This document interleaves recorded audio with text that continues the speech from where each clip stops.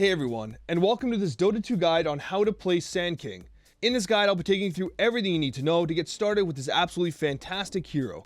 Sand King is traditionally played in the position 3 role, although sometimes he's played in mid and at position 4. Although at position 4, his item dependency and need for farm makes that a little bit of a difficult task. Regardless, Sand King is a hero that has a lot of complexity to him, both mechanically and with his itemization. That is the first thing I'm going to warn you of as a new player getting into Sand King. Sand King is one of those heroes that on the surface looks like he would be relatively straightforward to play, but the reality is that both his skill build and his item build, as well as his talent build, all revolve around the given game situation you find yourself in, and different team compositions will require you to build your items, your skills, and your talents differently. As a whole, building a guide for Sand King is a little challenging because he has so much variance in how he is played. However, I'm going to do the best I can to kind of break it down in the most comprehensive way I can. With that being said, the guide's going to have a few main parts. The first is I'm going to discuss the overall skill, talent, and item builds. I'm also then going to get into an in-game scenario where I'm going to show you different kind of ways to utilize your items and your skills. And then moreover, I'm going to give you in-game examples later that you can utilize from pro and from my own games. Okay, let's get started. The first thing to talk about are Sand King's skills. Sand King's skills, what I'm showing you here, is kind of like your cookie cutter standard skill build. You start with Burrow Strike here. Not only does it allow you to initiate, it also allows you to escape. It's a quality stun, so if you identify a kill potential opportunity, you can take it, and you can also escape if you find that, hey, you're going to get killed yourself. Cosmic Finale is a great second point because of the way it allows you to force the waves in. As Sand King, you generally want to create a lot of lane pressure and take the tower early, and Cosmic Finale allows you exactly to do that. You apply it to different lane creeps altogether, so you're kind of autoing different lane creeps at the same time in order to spread the effect, so that when one dies, it hits the other one, who can then die and then explode on the other ones. So it keeps it has like this domino style effect. So it's a very interesting skill, but most importantly, Cosmic Finale can also be the first point you take, and then Burrow Strike being second, in situations where you're against multiple melee heroes, or even just one. For instance, let's say you're in a lane against an anti-mage and an ogre magi. You'd want to take Cosmic Finale first. The reason for this is because they can take like incidental damage every single time they step up to the wave, because Cosmic Finale is going to explode every time a creep dies, damaging the anti-mage and the support ogre magi. You can also use it against like a PA and like a Lich. Although the Lich is a ranged support, the PA has to be in the lane to get last hits, and as a result will take a lot of incidental damage every time Cosmic Finale is procced. So Cosmic Finale against melee cores is usually very valuable. So bear that in mind. From there, you generally want to get Sandstorm 4 points in ASAP. You're taking value points in Burrow Strike and Cosmic Finale, but maximizing Sandstorm early. This allows you to apply a lot of lane pressure, but most importantly allows you to cut waves, which I'll just demonstrate in a clip later, and bring that wave into one of the neutral camps and farm the neutral camp while being relatively invisible and difficult to counter, although the enemy is likely to bring a sentry to the lane. So Sandstorm is one of those abilities that allows you to farm very fast, kind of like Axe's counter helix. It gives you an advantage when you're cutting waves into the neutral camps and then using Sandstorm to basically wipe out the camp and the wave at the same time, which allows you to accelerate your farm in comparison to the position 1 and 5 you're against. With that being said, in terms of talents, Sand King is really unique that all his talents are super useful, depending on the game situation. For instance, if you need to be more tanky, you can take the 200 health talent. In this particular guide, I do think that for newer players playing Sand King, it's more valuable to take the Sandstorm talents because they kind of just build nicely to an overall game progression from 10, 15 to 25. And the Burrow Strike cooldown works well with the Agnum Scepter that we're likely to take later on. With that being said, if you want to be tankier and against melee lineups, you can take the 200 health and the Cosmic Finale talents, because melee heroes that are bunched up are going to get punished by those capabilities. So his talents have like tremendous utility, and again, depending on the game situation, you can decide which ones you want to take. Let's talk about his itemization, okay? We're going to be using some in-game examples to kind of illustrate how this works as well. With regards to starting items, knowing that most of the people that watch my channels and my guides are relatively new players or players that are learning heroes for the first time, I do recommend that you go with a Tango and a healing salve. When you watch Pro Dota, you often don't see them bring a healing salve into the lane. That's because they'll do something like they'll rush a ring of health. However, you're likely to be out of position more often than not and take a lot of incidental damage, and the result of that is that the healing salve is going to help you sustain the lane as opposed to running out of your tangos early and then essentially just being, useless in the lane. You're also bringing 2 iron branches. They're very stat efficient items for the cost, and you're able to plant the tree using the iron branch and eat it with the tango to sustain yourself in lane. Now with Sand King, what's interesting about Sand King is that he has a number and a wide range of different item compositions depending on the game situation. Creating a guide for him is a little challenging because you have to take that into consideration. So what I've done here is I've created a guide that I believe will help you to kind of identify, how you can start to min-max his itemization based on your experience. So kind of uniquely, I've provided 2 main item progressions. Let's talk about each. The first is you start with a bracer into arcane boots, and you ultimately go Aghanim Scepter, the Aghanim Shard, Lotus Orb into Boots of Travel. This item progression does a couple things very well. First of all, it gives you a lot of sustain in the lane, allows you to last hit more effectively, makes you a little tankier. Bracer is just a good item on someone like Sand King. Moreover, you solve your mana issues with Arcane Boots. As a position 3, you're able to farm them relatively fast, so they're not as, problematic as other heroes. Most importantly, however, the Arcane Boots can be disassembled later into your Lotus Orb. This is super valuable because Lotus Orb does a couple things that are super important for Sand King in particular. First, it gives him mana regeneration and mana, which he needs. Okay. The other thing that it does is it provides him with armor. Armor is very difficult for Sand King to come by as a strength hero, and none of the items he generally builds it naturally except for Lotus Orb, so it really adds to his ability to tank damage.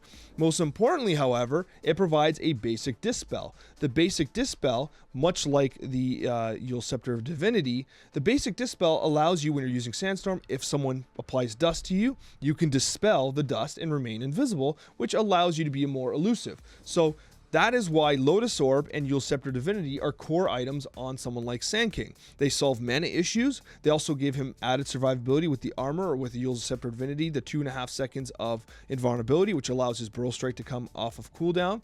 And most importantly, they have a basic Dispel, which will get rid of the dust and keep you alive.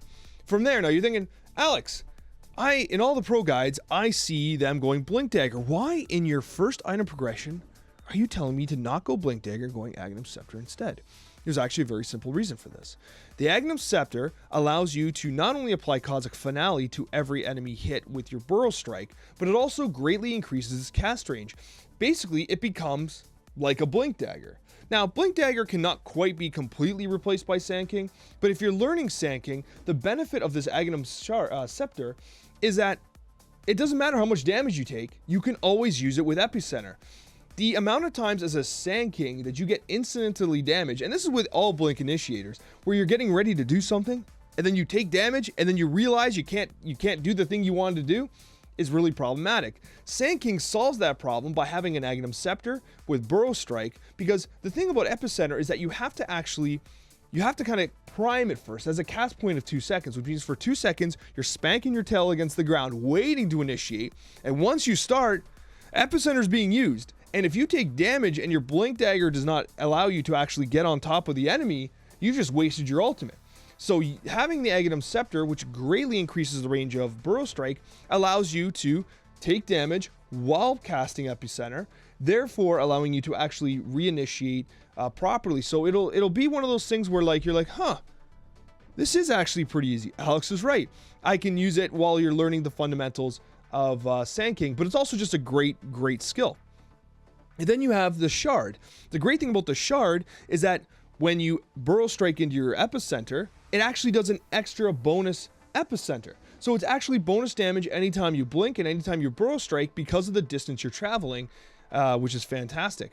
And finally, Boots of Travel makes you incredibly versatile as a hero. Not only does it give you movement speed, which works fundamentally amazing with your Epicenter, because it allows you to stay on top of your enemies, but it allows you to push the side lanes, which is something that Sand King really excels at. You don't necessarily want to be in the middle, you want to be on the side lanes creating problems, because then you can use your Blink Dagger and your Burrow Strike to kind of get into the trees, push the lanes, use your Sandstorm to be invisible, and just be an overall nuisance while creating a lot of map pressure, and Boots of Travel allows you to do that. That is item progression number 1. Item progression number 2 is a little more complex, but as you start to get accustomed to Sand King, you can start incorporating this one as well when the game calls for it. So what you're going to do is you're actually going to rush a Ring of Health to help sustain you in the lane. From there, you're going to go into Soul Ring. That helps you sustain your mana. Now, the interesting thing about this is that the Ring of Health offsets the damage being done to you by Soul Ring when you need your mana. That is why you do it in this order. From there, you can go into a Vanguard. The Vanguard makes you very tanky, makes you sustain early game damage very effectively. You become borderline unkillable, allows you to basically take the tower and invade the jungle because you're such a nuisance to kill. With that being said, if you're in a game where it's not a good Vanguard game, where it's mostly magic-based damage, you can, instead of going Vanguard, you put Hood of Defiance in that spot instead. That allows you to get the mana regeneration, you get the added magic resistance, which makes you much tankier, and it'll also allow you to move into a Pipe of Insight later if required. So if it's not a good Vanguard game, swap this item with Hood of Defiance. From there, you're getting your boots, and then you're going Blink Dagger. You're going for like 12 to 15 minute range Blink Dagger timing. Once you get Blink Dagger, you smoke with Epicenter and you get a kill right away. You're getting Eul Scepter Divinity to improve your mana regeneration, your speed, and to give you that survivability that we talked about before with the basic Dispel.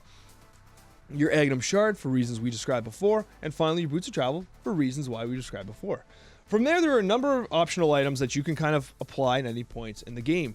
The wand is fantastic for him for a number of different reasons. Obviously, it gives him a lot of sustain. If you are worried you're going to get blown up or you need some added mana regeneration, infused raindrops, absolutely fantastic for him as well. Tranquil Boots is an option if you do not want to go bots later. If you're like, I never get that far, Alex. I never get to the bots, and you're doing the second item build here, you can actually go with Tranquil Boots as well. Some people even go Tranquil Boots and Soul Ring because the Soul Ring damage does not actually put the Tranquil Boots on cooldown. So you can use Soul Ring freely while maintaining the regeneration of Tranquil Boots. And then, of course, you have your Veil of Discord, which amplifies the amount of magic damage you're doing. Now, one important thing to understand about Sand King, and this is fundamentally really unique about Sand King, I should have mentioned it earlier. He is one of the only heroes in Dota that has all 4 skills that do area of effect damage. He is basically a massive bomb, okay? So Burrow Strike can hit multiple heroes, Sandstorm hits multiple heroes, Cosmic Finale hits multiple heroes, and Epicenter hits multiple heroes. And guess what? Magic damage, magic damage, magic damage, magic damage. It's all magic damage. So when you amplify the magic damage being done with something like Veil of Discord, you're just basically, you're literally a nuke, right? That's why Veil of Discord can often be used in utilization with all of his abilities when you initiate. You have BKB, right? If you need to survive longer. It's a little bit greedy for someone like a Sand King, but hey, super valuable. Shivas. Sweet, sweet, sweet amount of armor. Additional magic AoE. It's just a great item. Realistically, if you have your bots, I often find myself going right to Shivas, right? The next item on these progressions is basically Shiva's Guard. And then you have Kaya Sanj, right? Really amplifies the amount of damage you can do while increasing your strength. And then you have your Heaven's Halberd, gives you a lot of, sustainability with evasion. It also gives you a disarm, which is incredibly valuable, and obviously the status resistance, which is incredibly valuable as well. And I love the Ags whenever you can get it. Now let's talk about the specifics on how to utilize his skills in a game scenario. All right, now in this point of the guide, we are going to discuss how to utilize his skills to the greatest effectiveness. The first thing to understand is that the way you usually want to use his skills are in tandem with one another. So for instance, now we have a level 7 and a level 13 axe, so level 7 Sand King. The way you'd utilize Burrow Strike is you would Burrow Strike into an immediate Sandstorm, and that allows you to kind of combo the damage. Not only do you initiate, you're invisible, and you're also doing additional amounts of damage, forcing him to try and get out of it, okay? So that is how you use early on, how you utilize your abilities. You Burrow Strike into Sandstorm immediately, and it allows you to do kind of area effect damage with the initiation, which is extremely valuable, okay? Now, with that being said, we have 2 items here that we spoke about earlier. So in the event that the hero has dust on him, which let's add a little more dust here so we can kind of do better examples. Let's say you initiate, and you realize the whole team's there, and they dust you. Okay, you're visible and slowed. That's where you use your Eul Scepter, and as you can see, it dispels the effect and allows you to remain invisible, okay? Alternatively, if you do not have a Eul Scepter and we do the other item build, okay, you're dusted, you can use the Lotus Orb, and once you use Lotus Orb, you gain the effect of Lotus Orb and also the basic Dispel, which basically makes you invisible still, okay? That is why those two skills are super valuable. Now, with regards to utilizing your epicenter, okay, this is the example we were talking about before. Traditionally, what you do, the epicenter has a unique characteristic where it has a 2-second cast point. That means that when you hit R, it takes 2 seconds to actually start casting your epicenter. Those 2 seconds you can't move in, okay? Once again, you're vulnerable. So if I do this, if I initiate on Axe and then hit epicenter, like, he can get away, right? Like, he can do stuff. He can respond to it. So generally, the way you handle, you know, someone like Sand King is that you will, let me just take these skills here. What you're going to do is you're going to have vision, okay? You're going to note your range of your blink dagger. And what you're going to do is you're going to start the epicenter, and then you're actually going to cast blink dagger immediately. Now, you can actually queue them. Because of the cast point, you can hit R and then the blink dagger, and it'll automatically do it itself. Okay, so what I'm trying to illustrate to you there is you don't have to try and time it perfectly where you hit R and then and then click blink dagger. Okay, the game will actually automatically queue the command. So if I hit R and then blink dagger and I take my hands off the keyboard, it'll automatically just blink for me, provided that I've queued the 2 talents. Okay, so that's something, the 2 skills. That's something worth noting as well. Now, what we spoke about prior was the cast range increase on Burrow Strike. Because look what happens, right? Let's say Axe has Battle Hunger. He puts Battle Hunger on me. My blink dagger's on cooldown, and if I started my thing and I got hit with Battle Hunger, I can't blink, right? I can't blink. I can't do anything, so I can't initiate as effectively. Okay, this is something that happens all the time. Zeus's can do this in team fights. There's so many heroes that can do incidental damage to you without even trying to do it, right? Pangoliers do it, you know, with Swashbuckle. So there's going to be situations where you actually cannot fully initiate. The result is you get your Aghanim Scepter. Now look at the cast range difference. So here, so I'll go to where Axe is here. So this is, so Axe is basically at the limits of my initiation point. When I add the Aghanim Scepter, the initiation point is significantly further. It is a huge difference. The result of that is I can do this. Cue the 2, and look, okay? Not only is he stunned and in place, but he's also taking all the epicenter damage, right? Now, so I like that because it holds him in place for the epicenter damage. It also allows you to basically like ensure that even if you're taking damage, let's say you take that incidental damage, okay, your blink dagger's on cooldown, you can still initiate, right? You can still do your full initiation because Burrow Strike doesn't care. It doesn't care. And that is why I recommended that instead of building a blink dagger, you build the Aghanim Scepter early. Not only that, but it also gives you added health in your attributes, right? So that's why in the first build, I do recommend going Aghanim Scepter because it provides you with that type of utility. From there, okay, everything else was relatively self-explanatory, right? Items like the Shiva's Guard are really interesting as well because you can do stuff like this. So you can epicenter into blink, and then, you know, actually cast your Shiva's Guard, which, I messed. Okay, hold on, that doesn't count. Pretend like that didn't happen. Pretend like that didn't happen. The free spells messed me up there because I redid, okay, that didn't happen.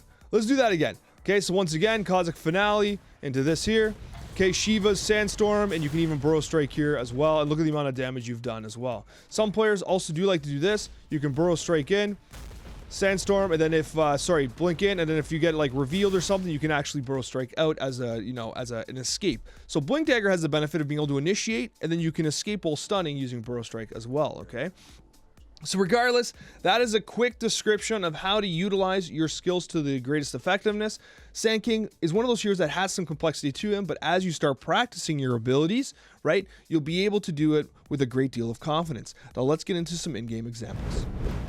In this example here, we're taking a look at Sand King at level 3, and I want to illustrate to you how valuable Cosmic Finale is early, as well as how you can utilize Sandstorm while actually pulling creeps. Now, you'll notice that Sand King actually misses his Burrow Strike, but it's not that big a deal. Obviously, you'd rather hit it, but I want you to note the Queen of Pain, her health. See the Cosmic Finale damage that was done to the Queen of Pain? It has tremendous value at 1 level, and that's why Sand Kings generally do 1-1-1. You want to have as much value in your hero at once, especially considering Cosmic Finale is a passive. The result here is understanding that the enemy the Dire recognizes that Sand King is going to be able to push this tower with Cosmic Finale. They utilize their glyph. From here, Sand King is actually going to pull the wave from here into the neutral camps. Now, this camp happens to be blocked. They have a sentry right here. So he pulls it all the way to the hard camp. he puts the second point into Sandstorm, which is what I discussed earlier. And what you're going to see here is going to utilize Sandstorm and Cosmic Finale to basically farm both camps. He's farming both the wave and the neutral camp. This allows him to get to nearly level 5, which gives him 2 levels on top of the enemy. And that does not even take into consideration the gold advantage that he's building as well. And once again, he's going to use Burrow Strike as an escape in this situation to push himself to safety. So this is one of those examples of how you can utilize Sand King's abilities early in order to get an early game advantage. In this example, it's a fun one because a team fight breaks out just after Sand King gets his Blink Dagger. It's a great timing, 11 minutes, but look at what happens. I joked about prior about how there's incidental damage all the time in team fights. So there's a full kind of TP coming. He's going to Burrow Strike. Look what happens. He gets hit by Swashbuckle. He can't act, so now he has to Burrow Strike. See what happened? His Blink was not able to be utilized because he took incidental damage. It happens all the time in Dota. And this is why, and this is a pro player. And because of that, it is so important that I think that, you know, newer players start Sand King with a Aghanim's Scepter, because Burrow Strike is going to never be impacted by that. So you're looking at 12 minutes into a game, a pro game, and the Blink Dagger gets canceled by incidental damage. And that is why Sand King needs to have a kit that is extremely utilitarian, because you have to be able to kind of respond to different in-game situations. All right, in this example here, we have a smoked Sand King, and I want to illustrate to you the combination early on when you have Burrow Strike and Sandstorm, and you use it to good effect. Burrow Strike, Sandstorm, you get that stun, and it gets the kill. It's that simple. Didn't even have to use his Epicenter to get the kill, because Burrow Strike's stun is so significant when added with the damage of Sandstorm. All right, in the following example here, we're actually going to slow it down a little bit because I want you to see how Sand King's abilities can be utilized to kind of like good effectiveness. So you're going to notice Sand King blinks. He blinks short. He's then going to Burrow Strike in, cast Sandstorm, which puts his AoE directly over on top of the enemy, which maximizes the amount of damage that they're able to do. He then closes in on his enemies, right? He also got a few auto attacks in to make sure Cosmic Finale was being applied, and then Zeus cleans it up. At the end of the day, utilizing the complex kit of Sand King to good effectiveness can make the difference between a team fight that goes your way and a team fight that doesn't. All right, in the final clip here, I want to illustrate to you the power of Sand King's abilities when stacking all of his AoE capabilities together. You have an overwhelming blink into Shiva's Guard, Epicenter, Sandstorm, and this whole team just implodes because of the power of a Sand King ultimate at 80 minutes into the game, all level 30 heroes, 6 slotted. The amount of AoE damage that the Sand King is capable of is truly remarkable and cannot be understated. Guys, I hope that this guide helped you learn one of the most fun heroes to play in Dota 2. Thank you so much for watching, and a very special thank you to all of our wonderful subscribers. We will see you in the next Dota 2 video.